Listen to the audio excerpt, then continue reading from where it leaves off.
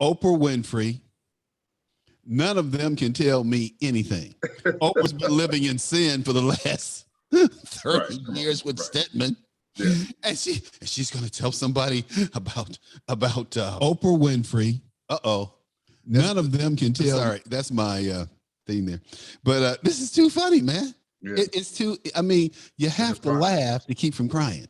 Yeah, the hypocrisy that exists. It's unbelievable. And listen, and they think that they can get away with it. That's the beauty of it. They think that they can really get away with this, and we're not paying attention. Now, for those of you who are wondering why I have on my Michigan regalia today. Okay. Michigan's not playing, and Michigan's not playing tomorrow, is because I'm keeping it real until the second week of January. I'm going to do what I've been doing from the beginning of the season, because we played ball Georgia this season. Georgia. See, this is the deal. This is the deal. We're going to do a football for a second here, but this is the deal. This is the deal. Michigan should have moved up to number 1.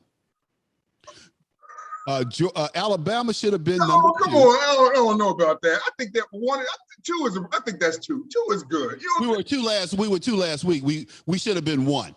That's the bottom line. After beating Iowa, you only beat Iowa. Listen. Alabama beat Georgia. Yeah, but they lost to Oregon. A place. Who lost to Oregon? I'm sorry, not Bama. Who did Bama lose to? They lost to Texas A&M early in the season. Yeah, Texas A&M was not ranked at the time. Yeah, and they lost to them, right? So, boom. So Michigan hadn't lost to them. Michigan lost to Michigan State. So we should have moved up to number 1. Bama should have been number 2. And the reason that they gave for not doing that was just this: we don't want to see another SEC championship. Who gives a shit? I mean, that's exactly why. That's exactly why they did it. Whoa. I don't care. Do what's right. And that's the problem. We don't want to see another SEC champ. Who cares? Who the SEC champions were? Who cares? Now, Michigan should have moved to number 1, Bama 2, Georgia 3. I don't even know how Cincinnati made it this damn far. Okay. Oh, I got to give it to the Bearcats, man. I've been on that wagon. Dude, they ain't playing nobody. I know that. I agree. Wait a minute. Wait until they play Alabama. Bama gonna score 60 points on them. I'll put money on that. I ain't got to be in a blowout. Bama gonna score 60 points on them. I mean, they ain't used to playing that kind of ball. You can look at the 2 types of ball. See, I was a ball player at Michigan. I mean, I can watch. I don't have a team. I'm a sports guy. I look at sports. I like all sports. I like all teams, especially teams with black coaches and black quarterbacks. We got it. I'm with you.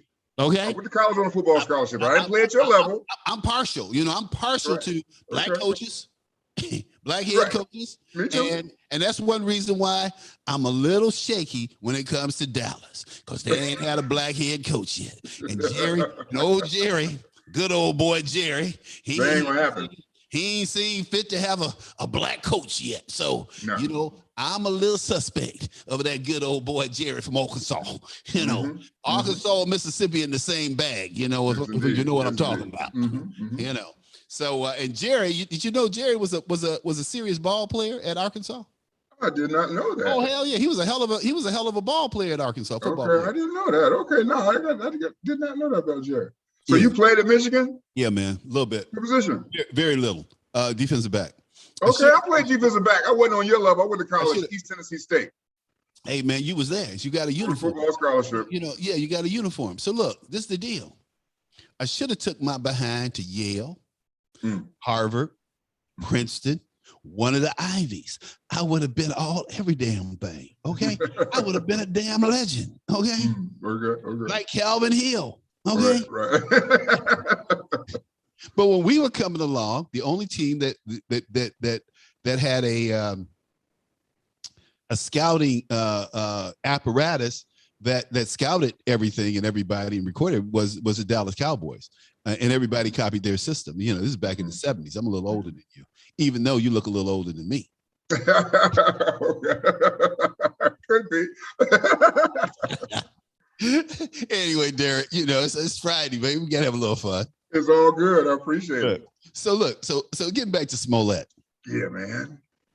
I live 2 blocks from where he got attacked. Oh, for real? Yeah, okay, 2 blocks. So check this out. So check this out. He got attacked. Okay, there's an upper level, which is where people live, and you see the cameras. Okay. No. This is the upper level where people, where all of the buildings are, and then he was in the lower level, what we call the subterranean level, which is underneath the main street.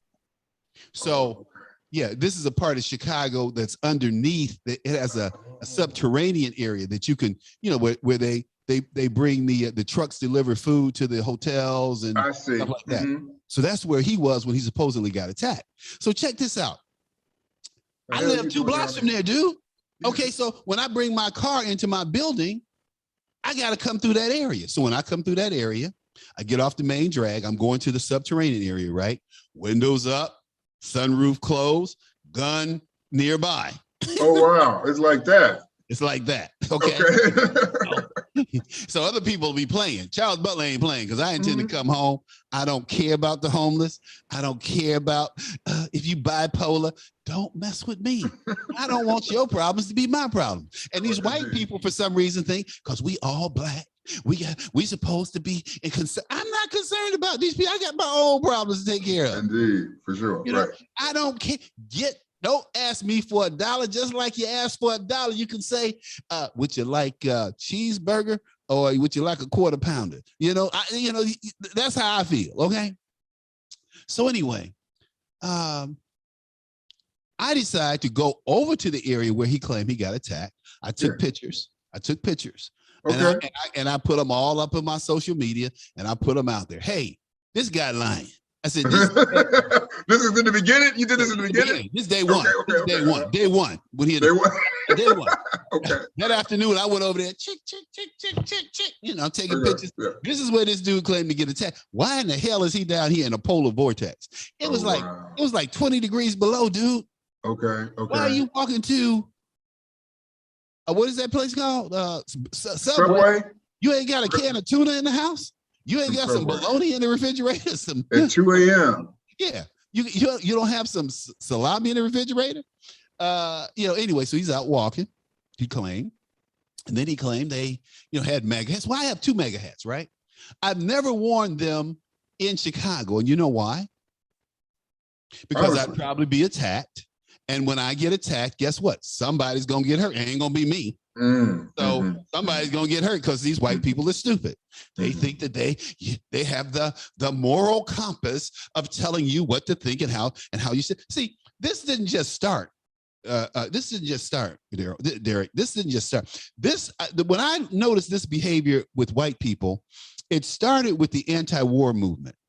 And in the anti-war movement, our white brothers and sisters, when they were protesting the Vietnam War, they decided that they could, because they had something to say and they disagreed with the power structure of the establishment, that they could throw rocks at the National Guard and bricks at the National Guard and set things on fire, just like they're doing today. This didn't just start with Antifa, okay? This started during the anti-war movement. I watched these people on my campus throw rocks at the police, and I'm thinking, if this were black folks acting out like, if Martin Luther King's people had acted like this, they would have been dead in the street. There would have been bodies everywhere. I mean, just so recently, 2017, Trump's inaugural. You look at pictures of the inaugural, Antifa's running around turning over police cars and setting them on fire and knocking windows out of office buildings. If black people had been doing that, if that had been black folks, black kids, there would have been bodies in the street. They've been, oh my God, I was scared for my life. That's why I shot him. He was knocking out the window and I had to shoot him from 200 yards away because I was from 200 yards away. Yeah, I was just terrified for my life. I mean, that's the lies that they tell. And so that's the difference in policing. That's the difference in how they. Are you tracking with me on this? Yeah, much. Yeah. Richard Pryor said it in the 70s. I am reaching for my wallet. Exactly. Right. Yeah. Yeah. Richard Pryor said, I shot a car. Okay. Right. And he said, and the reason I left when the police came is because they shoot niggas. It's indeed what he said. Yeah. Oh, yeah. And we all got that. That was in the 70s, dude. That's, you know, we you know, that was, you know, that's when I was a young guy trying to get out here and do my thing. And I can't tell you, and I always say this, I've had cops pull guns on me 12 times that I can think of. Oh, wow. I have a friend, and these are traffic stops, dude. This ain't no in the middle of breaking in a house or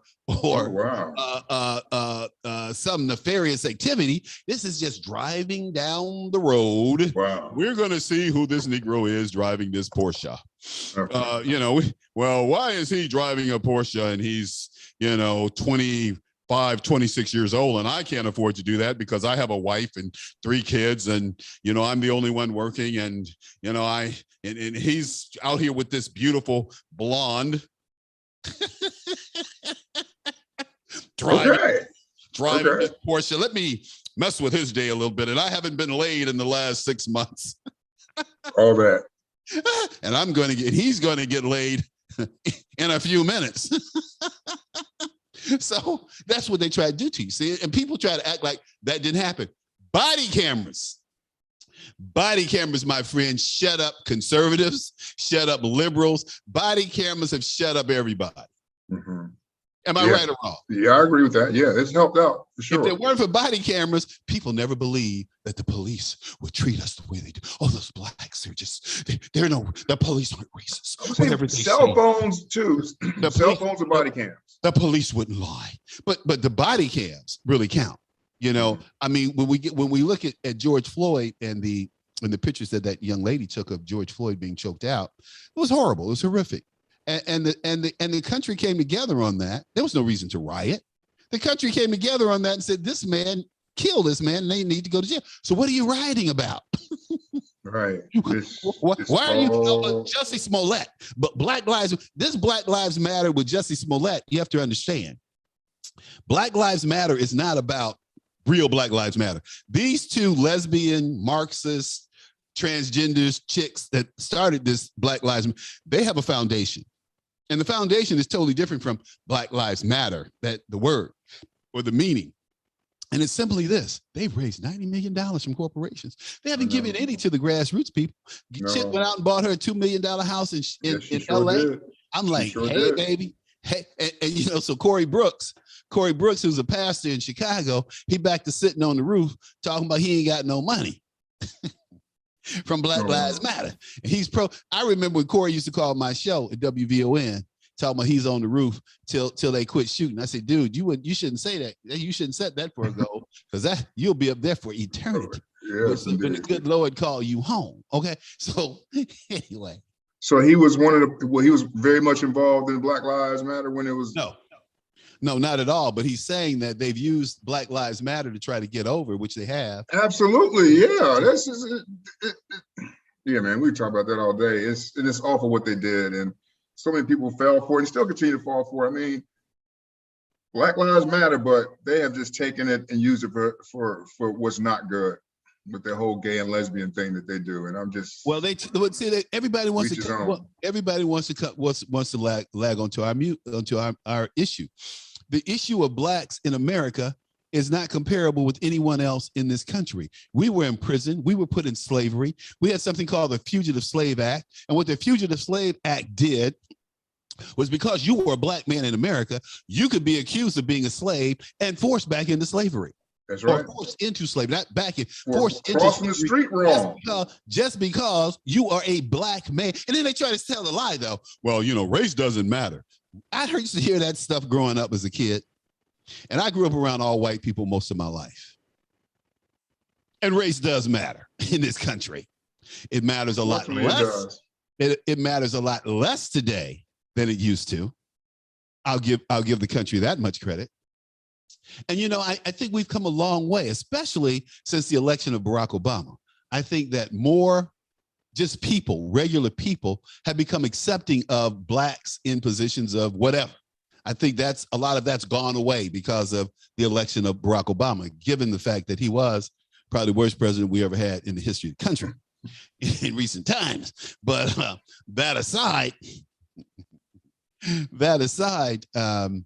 I've just had. I'm telling you, we're having an interesting time that the country's going through, and I think that it's all for the best and for the betterment of the country. And I think, as you and I were agreed on, this Smollett verdict is absolutely accurate and perfect. Yeah, it is, but they did their job. You know, I think it shows, if nothing else, that the judicial system that was set up in this country, it worked here. Okay, it doesn't work all the time, and we know that. But in this particular situation, it worked. And I just find it just, damn, dude, it's just almost appalling, bro, to us that you continue to tell that story, even though you know it was a daggone lie from the very beginning. Your ass had no business being out. You, Jesse Smollett, with all the money you have, all the resources you have, why the hell you got to go get you a Subway sandwich at 2 a.m. in the morning? Come on, man. In a polar vortex. In a polar vortex, down in that little spot. Here's this trips me out too, Charles. That part where they show him with the footage where the police come in and they show up, and got the rope around his neck, and it was like, "You want to take that off?" He said, "Oh yeah, I just want you guys to see it." I was like, "How really, dude? How, man? You just setting us back with something like that?" No, he's not really, because people saw through Jesse's. And I want to call him juicy. Okay, people saw through it, then why in the hell did Hollywood, all these big name personalities, everybody just jump on this bandwagon and support this? Because they have an agenda. And their agenda is about emasculating Black men and putting effeminate Black men, like a Barack Obama, like the guy who plays the fairy godmother in Cinderella. I won't be going to see that. I didn't even know. I won't be seeing that either. I just ain't with that, man. I'm just not with that. I mean, if that's your thing, that's your thing. To each his own. Like the song in the 70s, Faith, Hope, and Charity. To each his own. That's your thing. But I'm not with it. Well, don't get mad at me because I ain't with it. Well, the thing is I often say, I'm a religious person, and I'm not looking for acceptance from any man. I don't go by man's law when it comes to my moral compass. And I'm very comfortable with my positions about homosexuality or drugs or anything else, abortion. I have an interesting take on abortion. Abortion's a hard topic. And I think that's a discussion that should be had, not by government, but between the man, the woman who conceived this child, their spiritual person, their spiritual leader or confidant or whatever, and God. I mean, government should be out of that business. And if a woman decides to abort a child, which is, in my opinion, a very serious decision, gut-wrenching decision, then we conservatives who are pro-life, we should say, well, we're going to embrace that child. We're going to take that child, and we're going to make sure that child is raised in an environment where they can be a productive citizen here in the United States of America. You can't have it both ways. You can't say, well, you need to have the child even if it was rape or incest. What? Oh, hell no. Well, the child didn't have anything to do with it, nor did the mother. But because you have, again, because it's like the people who support homosexuality, they have an agenda. They have either they're homosexual or bisexual, or somebody in their family, or I mean, they all have an agenda. They can't do right from wrong. They all have an agenda, and that's okay. But we're not going to put up with it. We don't have to put up with it. And like I said, that women should have, I think, access to safe methods of aborting a child. Now, how far that should go out, I don't know. But I think that some of the things that I've seen, some of the horror stories of children being aborted who were alive and could feel pain, my heart goes out to that kind of thing. But at the same time, that won't stop abortions. There'll be back alley abortions. I remember seeing a woman who'd had a back alley abortion when I was a boy in Detroit. I was about 8 years old.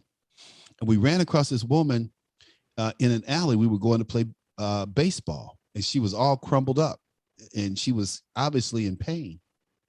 And she was bleeding from down there. So we ran home and, told my mom she was at home, and my mom said, well, where is she? We told her, and she called the police, and, in those days, the police came right away. So, so they got right over there, man. And they were hollering, oh my God. So what I found out later from the adults, because, we couldn't see, they made us go, away. But she had an abortion, and it hadn't, she was bleeding to death. She's bleeding out. So, but they saved her, and, she just, people I think should be able, if they make that decision, to be able to make that decision and be safe and not die from that procedure, because it's a heavy enough burden, I think, to carry. Indeed, without risking your life. And so when you ask me, am I pro-choice, pro-life? I'm both. I'm just glad I don't have to make that decision. I mean, because that's a hell of a decision. Like, I'm gonna tell you right now, I think that these women, I think the laws need to be changed in this country, where women need to be held more accountable for getting pregnant, because today we have the mechanisms and for lack of a better term, the methods of birth control, where if you don't want a baby, it ain't gonna happen. Like all these women, oh, I'm pregnant. Well, did you ask the guy? Did you ask the guy? Did he sign on for this? Because what you're doing is you're going out and essentially buying a house, asking him to pay the mortgage, but he can't move in. He can't put clothes in there. He can't sleep in the bed. He has no decisions to be made about this house, but he has to pay for this house and deal with this house because you made this decision for us. And that goes on, and nobody really wants to deal with that. Or because it's discriminating against women. No, we're making women, and I say this all the time, and women get mad as I don't know what. But I say you can pour a quart of sperm in a vagina every day. And if a woman doesn't want to get pregnant, it ain't gonna happen.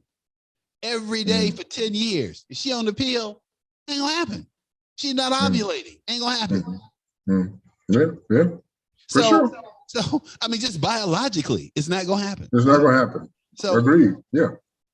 So when we look at this, we have to ask ourselves, who's responsible? And I say time and time again that women need to take more responsibility for having these babies and putting these babies at risk, because these men, so they birth these babies who are being birthed, one, out of there's no love, there's no love, and they're being birthed on a booty call. In fact, I was at CPAC and I said that it was a big controversy, but most of the women supported me.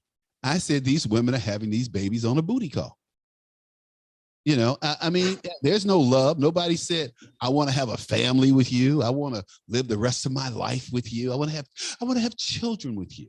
You decided to do that. But the brothers got to take some responsibility too. If you know who you're dealing with and you know what type of female you're dealing with, you got to protect yourself. No, because you don't know what kind of female you're dealing with.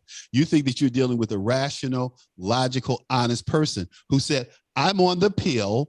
I'm taking care of the birth control. We can go meet to meet. Now, everybody want to go meet to meet, so let's not lie.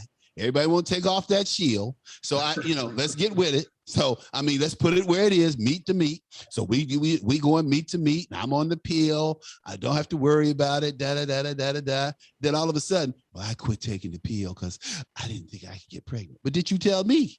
Did you tell a guy? The answer is damn near 100% of the time, no. No. Yeah, I mean, I think that happens sometimes. But Charles, come on now. Some of these brothers got to take on some responsibility too. Listen, man. No, that's not true.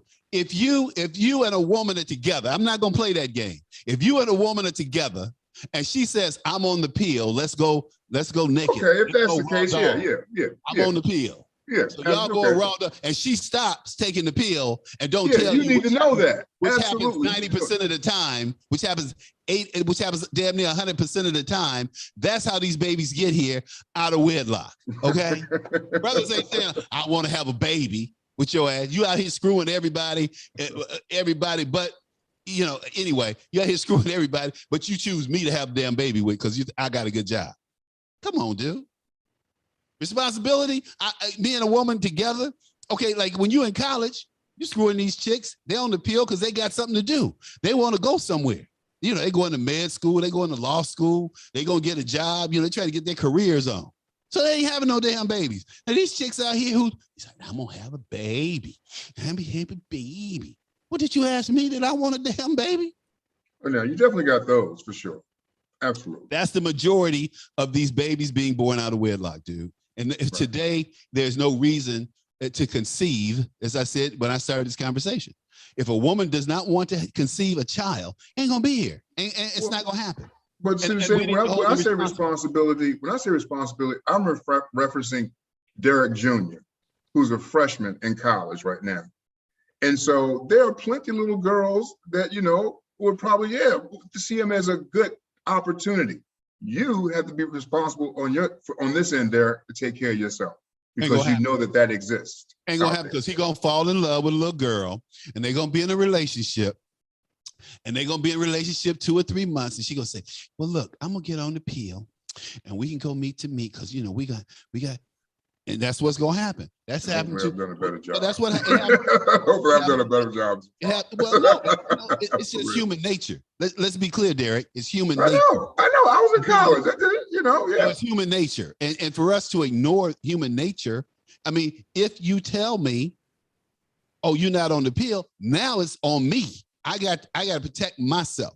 You have told me, "Well, I got it covered. We can go meet to meet." Mm-hmm. And you talking about it. Oh, you're on birth control, right? Yeah, I'm on birth control. But it's deceitful. It's deceitful and deceiving. And that's what we need to call it.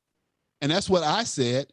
And I will continue to say this until a woman who conceives a child without a guy's permission or acknowledgement or consent is deceiving. And she should be responsible because she decided to have the child, not the guy. But so now the whole responsibility of raising the child should be on her as well, and not him. If a guy decides, "Hey, you know what? Later for this chick, she. Let me tell you what happened to me. Similar situation happened to me, and the girl's mother, said to me, "She messed up both of y'all lives. She knew exactly what she was doing."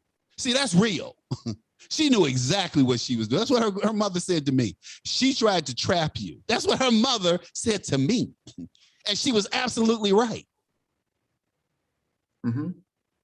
So, I participate in my son's life, but shit, I mean, who wants to be, odd man out? I mean, you want your son in your house to raise in your fashion because my dad raised me. When I look in the mirror every morning, I see my father. When I shave, I think about my dad. When I pick up a wrench and work on a car, so I think of my dad. My son should do that with me. That's what every dad wants to happen. I didn't get that opportunity because some chick decided she was going to have a baby. And to hell what I thought I was going to, and I would take care of the baby. I didn't want to deal with her because at this point, as far as I was concerned, she's deceitful. I'm a naval officer. I'm at sea 18 months. What's she going to be doing? So I couldn't even, so the relationship is all built on deceit. And you can't have a relationship built on deceit. You should have love built, but that's what these black women do. And now, so that's why we have 72% of black children born, are born out of wedlock. Yeah, no, it's awful. 50% of Hispanic babies are born out of wedlock. However, in the Hispanic community, those girls get married because they're Catholic. They get married to the guy they have the baby with. Mm-hmm. And then now 30% of white women are having babies out of wedlock, where black women were back in 1963. So exactly. these are the issues that we have, and we know for a fact that children born out of wedlock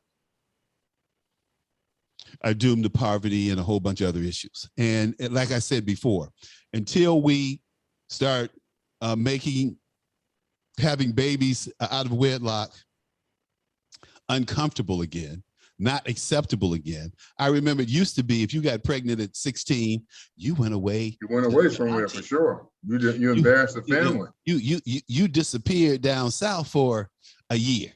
Yeah. You know, now. But that was back when you said we, because as you just alluded to, back in the 60s and late 50s, we were the strong, we were the foundation. There were more Black kids born to two-parent households than whites. Oh yeah. But all the social programs, and by then like 1989, it had dropped to like 6% of African American kids were being born, you know, to a two-parent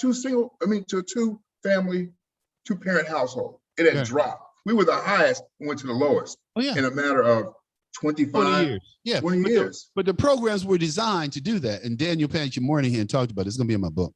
But look, man, you know, these are issues that we clearly agree on, and these and suppositions that can be supported by the facts. So now, you know, again, you know, like you said, well, what about the guy's responsibility? Well, the guy is responsible. You know, and you agreed on the fact that you're going to be on the pill. But why don't they develop a pill for a man to kill off the sperm? It's like AIDS.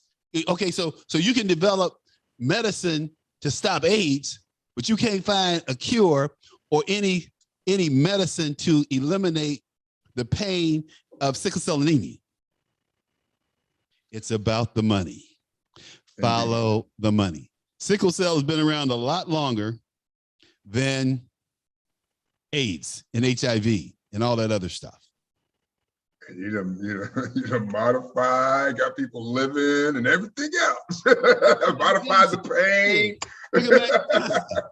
Magic came out. They say, "Oh, Magic, you HIV.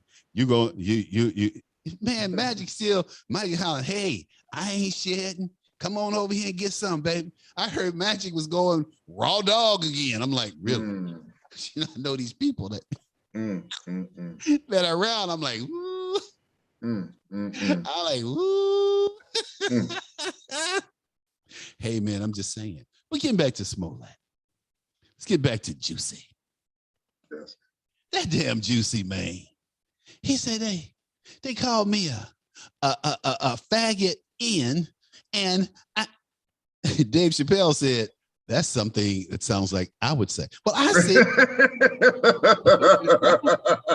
Derek, wait a minute, Derek. I said that on Stephanie Tressel's show. Right. Like a week after he said that claim. I said, that sounds like something I would say. Right. Is Dave Chappelle listening to me? I don't know, Chappelle, but I need to charge you for using my material.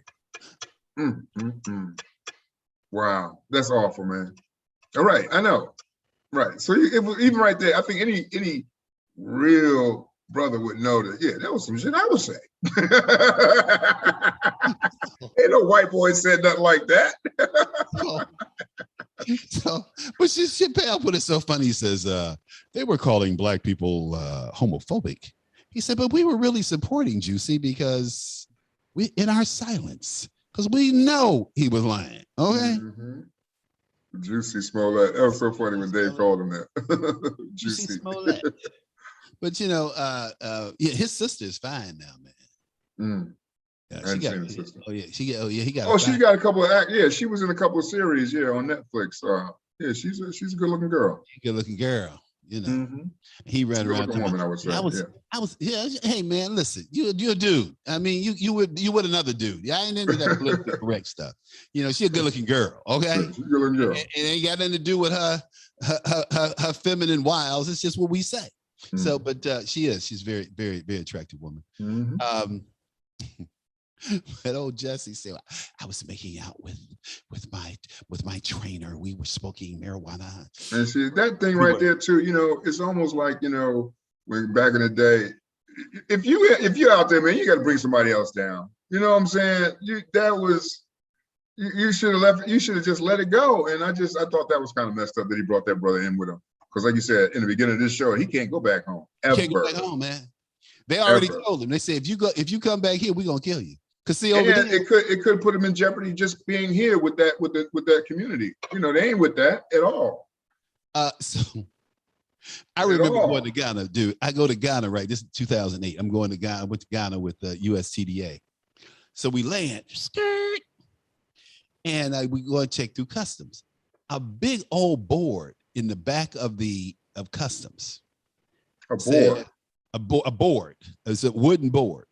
And it had on it, it said, homosexuality is a criminal act in Ghana that will be prosecuted to the fullest extent of the law. What year was this? 2008, still there. Oh, wow. I have friends who just went over last year. They would say, yeah, man, it's still there. So, and I wanted to take a picture of it, but I was scared to pull out my camera because, you know, the brothers over there, they act first and think later. Yeah. Okay. Wow.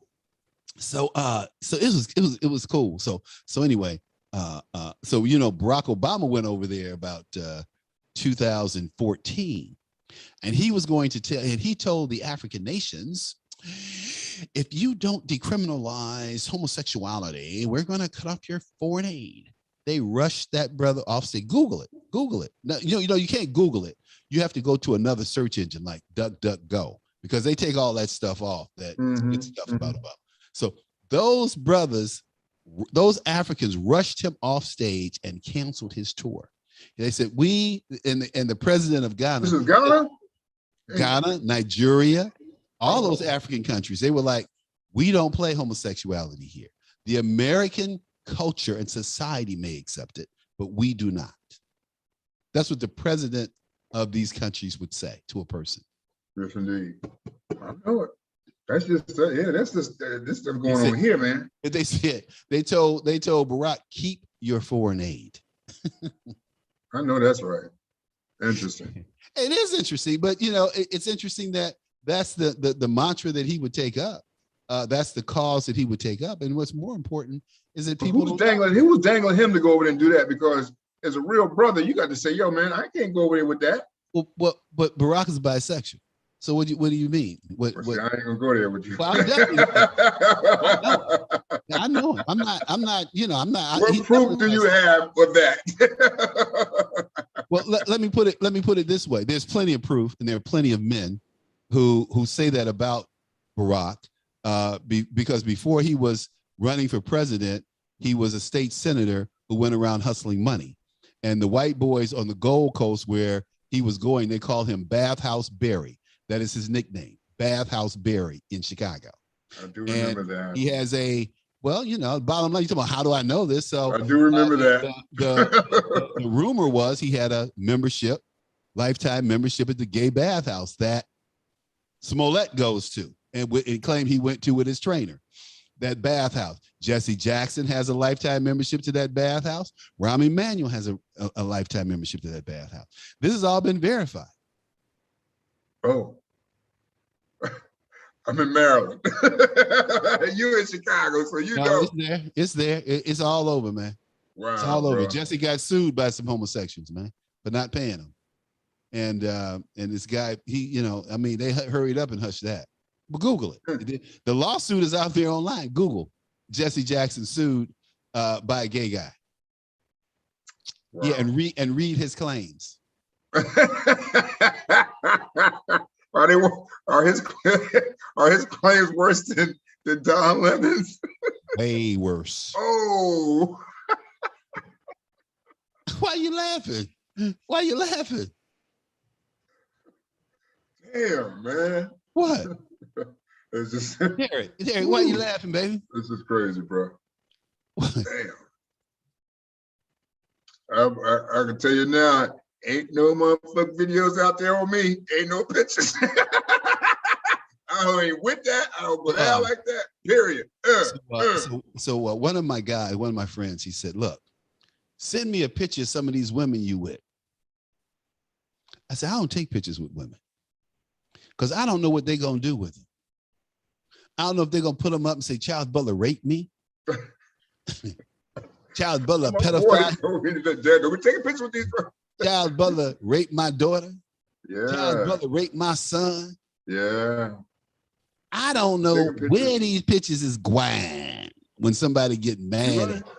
Because, see, there's nothing worse than a woman scorned. Hell hath no fury.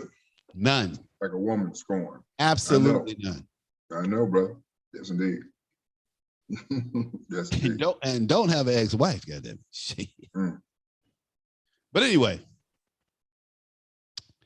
man, Smollett, you know, he's not coming back to court, I think, until January sometime. I wonder what I just wonder what they're going to sentence him to. I mean, because they were felony.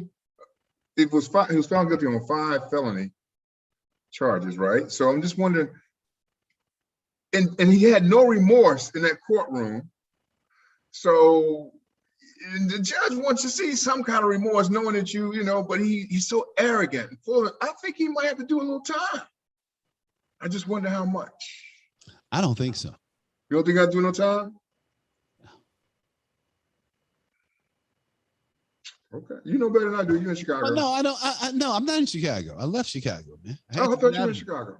Yeah, well, you know, I'm not gonna go there, but I'll take you there offline about you thought. We'll do that offline. But no, man, I'm in Florida, and I had to leave Chicago because there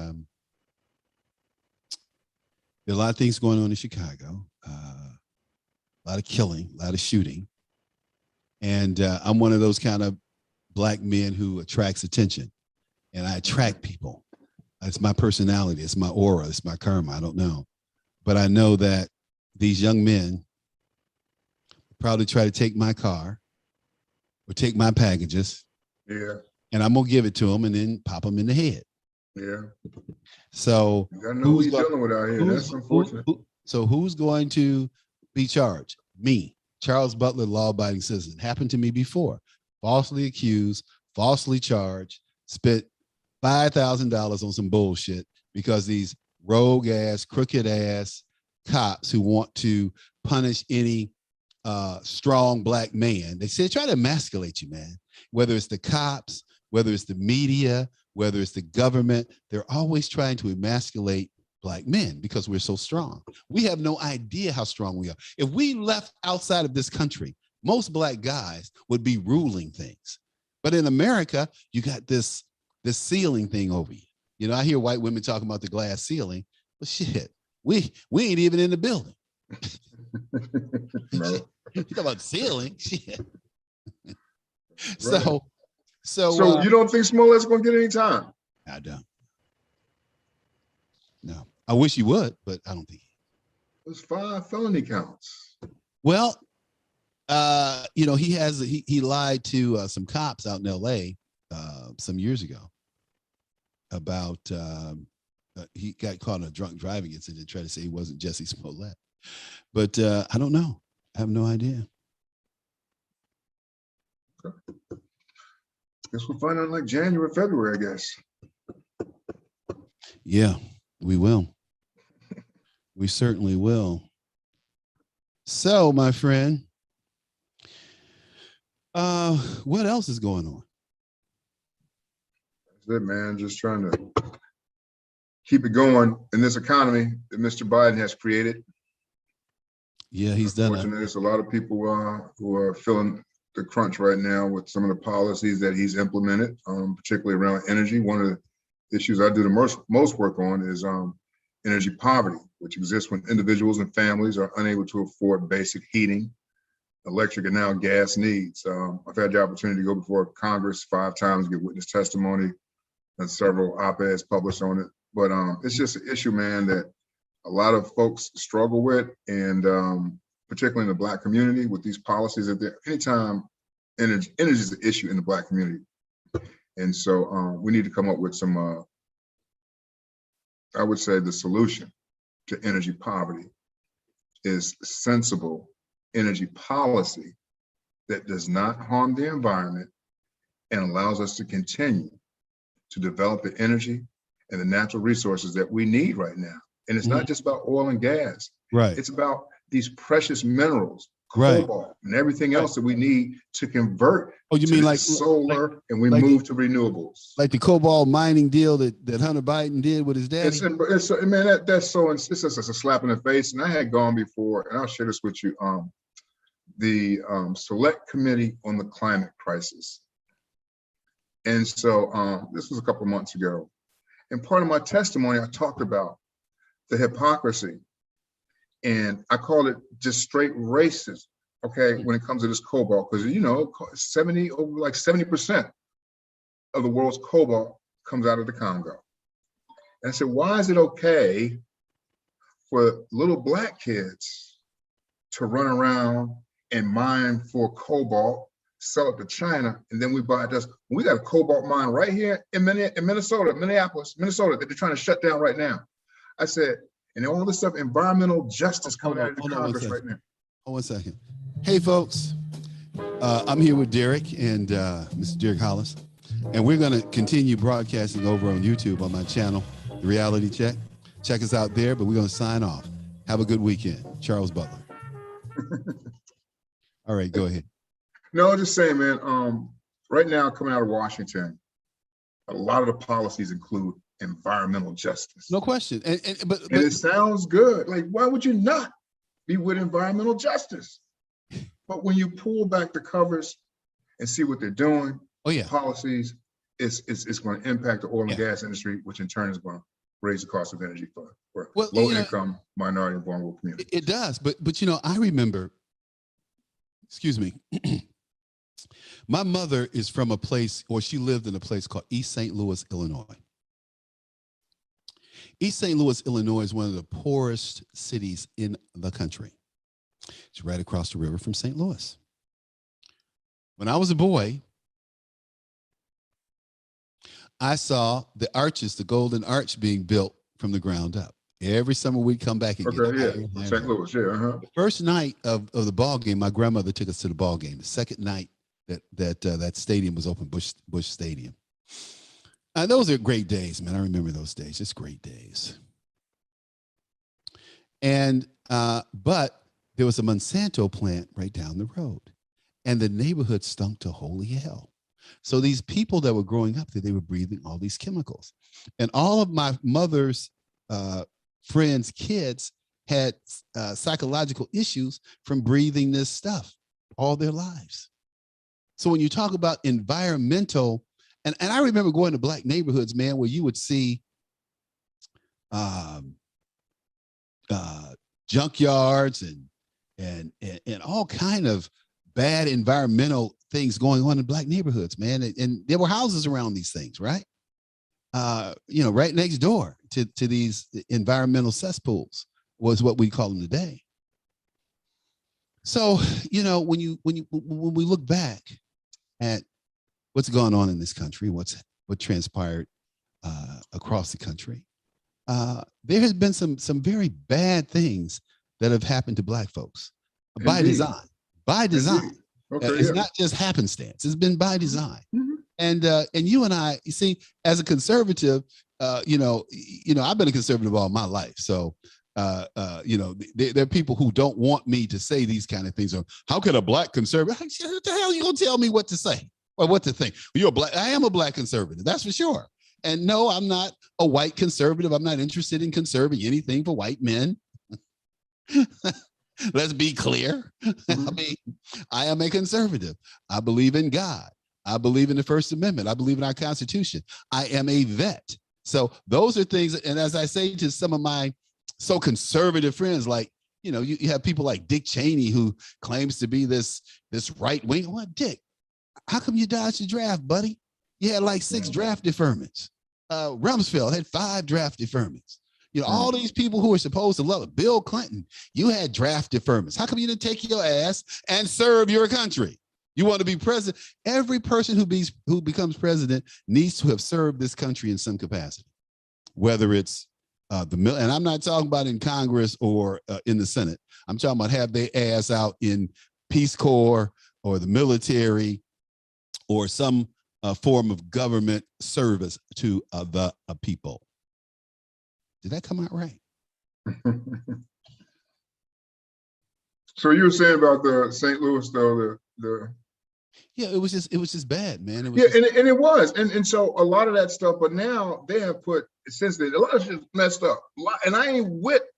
If you got a plant, there's a plant down here in Maryland that's still pumping out. That shit needs to be shut down. You got to go, man. You got to go. And so, and yes, in the 70s, or put a what they call a screener, or it needs to go. That you can't be pumping that. It's old, and so stuff like that you need to go. Right. So a lot of stuff that was happening in the 70s, that like that plant and shit, that shit got to go. And it did do harm. And those people deserve reparations for their families and things that happened to them. That is for sure. But now, since the Clean Air and Water Act, right now, and I testified this in Congress a couple of years ago, right now, our air is the cleanest it's been in like 25 years. No question. And no one can argue that. And so as long as we can continue down that path with sensible energy solutions that does not harm the environment, but continues to allow us to get the resources and natural resources that we need, that people need, then we can go forward. But right now it's crazy what they're trying to do. It is crazy. But this is the thing. And I agree with you wholeheartedly, 120%. But they know that. See, when I used to go to LA in the 70s, and this is in the 80s, early 80s, the smog was so bad. When you were on the freeway, it would be about 7, 8 inches off the freeway. Mm-hmm. That's how bad it was, right? That all went away. These clean airs you're talking about. I love it. Hey, man, I can talk to you for hours, man. You got to come back on. I got to make you a regular. Whatever, man. You got my number. I got your number, so we can do it for sure. I'd love to. Yeah, man, because, we need to kick it. And we need to kick, too often we don't have a venue to share these ideas and these attitudes, because at the end of the day, we have a unique perspective on America. And that perspective is not necessarily in the mainstream media. Well, I know it's not in the mainstream media because, I'm a conservative, always been a conservative. But am I going to say that the police aren't racist? My motto is very simple when it comes to police and being pulled over by the police. I'm always respectful. I'm always professional. And no, you can't call me Charles. You call me Mr. Butler, and I'm going to call you Officer So-and-so. And no, I'm not getting out of my car and getting on the ground. I ain't doing that. I got pulled over the other night. In DC. I was doing what? But I always say, if you act, and sometimes I think anytime a stop can go a different way. Yeah. If I'd been like, what, all that barking and stuff, and then, I think, things would go differently, but he ended up giving me some warnings. And I went on about my way. In the first place? He said I switched lanes without using my signal. Oh shit, that's such a big offense. Everybody in the Dodge Charger, I was probably speeding when I was switching. That's what it was. Well, then that may be an offense if you were speeding. But he didn't. A lane change without signaling? Give me That's what he gave me the warnings for. Give me a break. I mean, see, that stuff doesn't even hold up anymore. Yeah, I know, right? It's so sparsely. I was in DC. I couldn't believe it happened in DC. Was it a black cop? It was a white cop. In DC? In DC. First mistake. Why do they have white cops in DC? Yeah, there's plenty. See, in Chicago, we used to be 40% of the population, but the police force was still 95% white. This is the game that I play, because we black conservatives, right? So this is the game I would play. I let these conservatives get all their spouse out about color blindness and all that BS, right?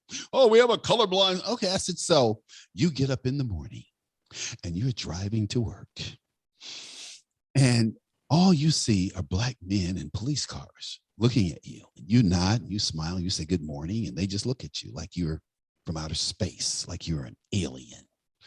I said, and then you drive further down the street and you see a white man pulled over, and the cop has him bent over the car and is handcuffing him, and the police officer is black, and his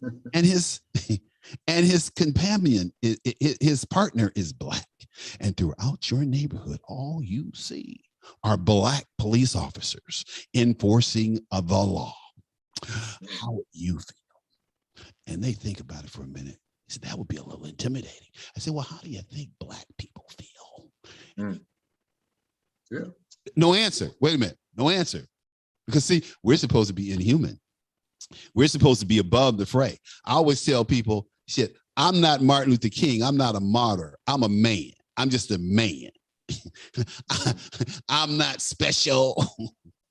I'm not trying to be special. I'm just another man. As I try to tell my wife when I got busted cheating, hey, I'm just weak. I'm just a man. No, I'm just kidding. Boy. That's pretty good though, wasn't it? Yeah, okay. I'm just a man. But see, those are the analogies. When you use those analogies and you draw those visuals for people, they start to get the picture. I'm just a man. They start to get the picture. I'm just a man. But I mean, think about it, man. If these white folks had Black police in their community, totally, how would they feel? Yeah, it's hard to know. You know, in Beverly Hills, let me tell you, in Beverly Hills, they went after the Black cops and told them to stop writing tickets. I believe that. It's a true story. I mean, whether you believe it or not. No, just I believe that. Yeah. Yeah. They told the Black cops to stop issuing tickets to white motorists. It was offensive. It was intimidating. It's intimidating. Okay, it was intimidating to them. Anyway, as you know, as I said earlier about Jacqueline Avant, sweetheart, just a tremendous spirit, tremendous person. She's dead because they let some Black knucklehead out of prison. See, I don't have a lot of affinity or patience with Black criminals, none at all. Absolutely none. I'm with you. Hey, but look, my friend, it's been wonderful having you on today. Agreed. I appreciate you having me. And we'll have to do this again soon. You let my girl know, Donna. I will. That we had a rip-roaring great time over here. I'll let her know for sure. All right, man. Hey, you have a Merry Christmas and keep up the good work. I appreciate you. Same to you. And stay alive, because you know, police stop can be very deadly. Yes, indeed it can be. I'm here. All right. All right. That's it. All right. Bye. Hey, folks, we're gonna get ready to end the show. Mr. Derek Hollis, Project 21. Check us out. Have a good week.